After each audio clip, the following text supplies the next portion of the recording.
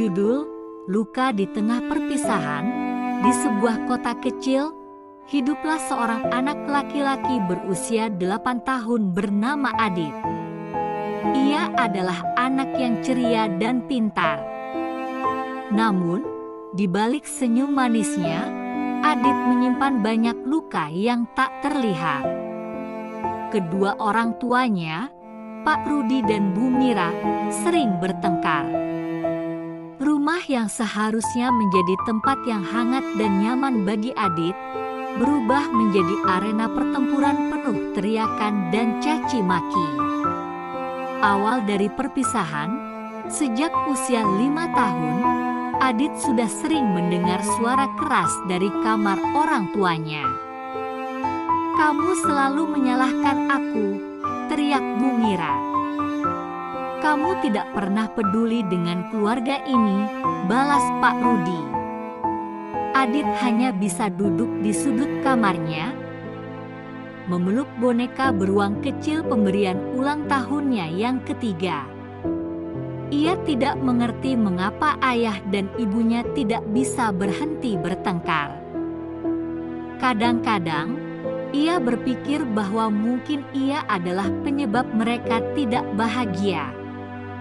Pada suatu malam yang dingin, Adit mendengar ibunya menangis di ruang tamu. Ia mengintip dari balik pintu dan melihat ayahnya keluar rumah sambil membawa koper besar. Saat itulah hidup Adit berubah selamanya. Hidup di dua dunia.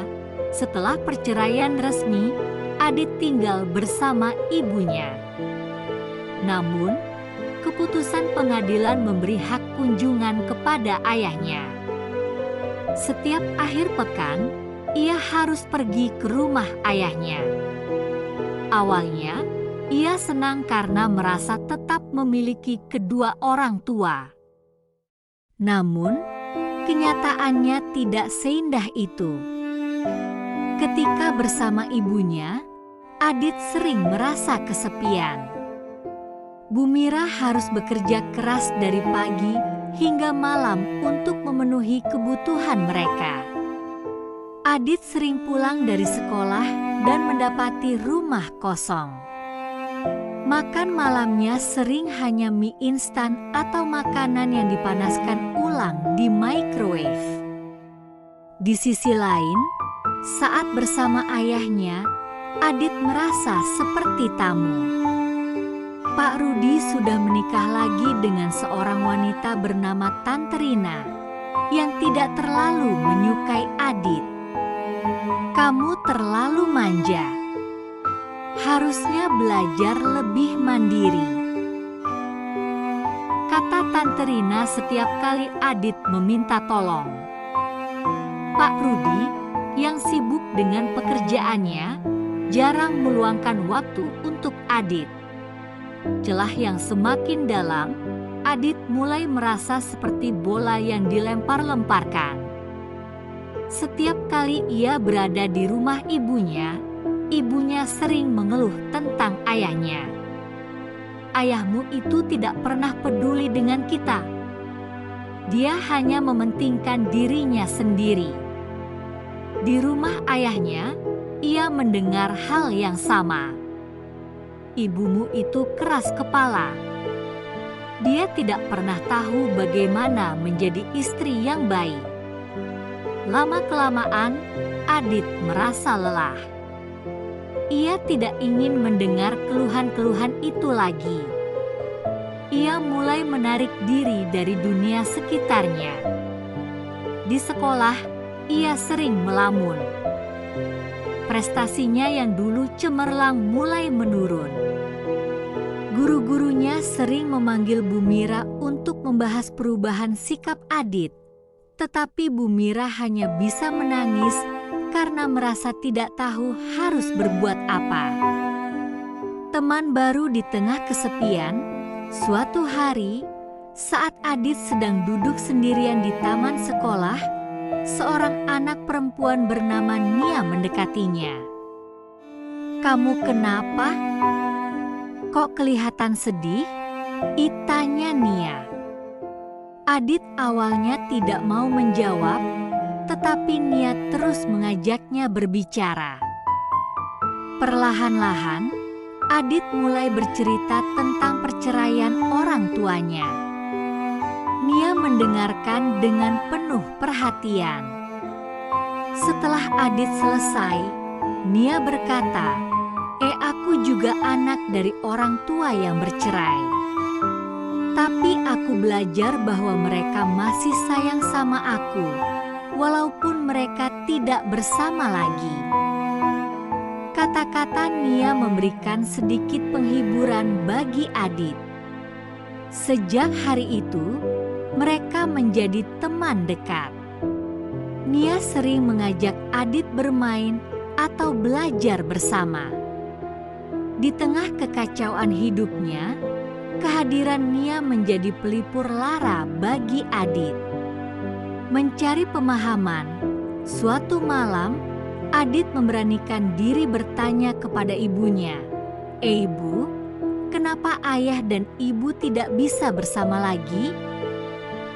Bu Mira terdiam, lalu menjawab dengan suara pelan, kadang-kadang orang dewasa membuat kesalahan.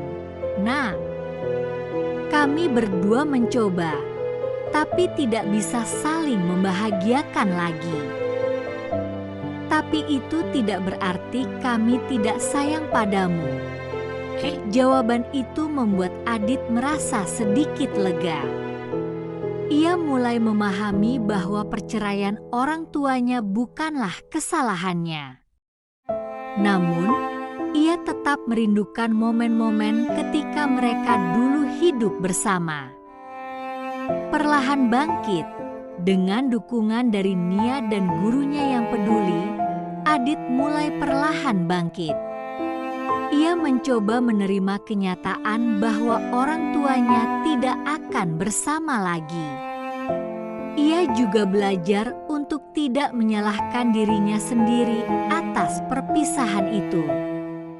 Di sisi lain, Bu Mira dan Pak Rudi akhirnya menyadari dampak perceraian mereka terhadap Adit.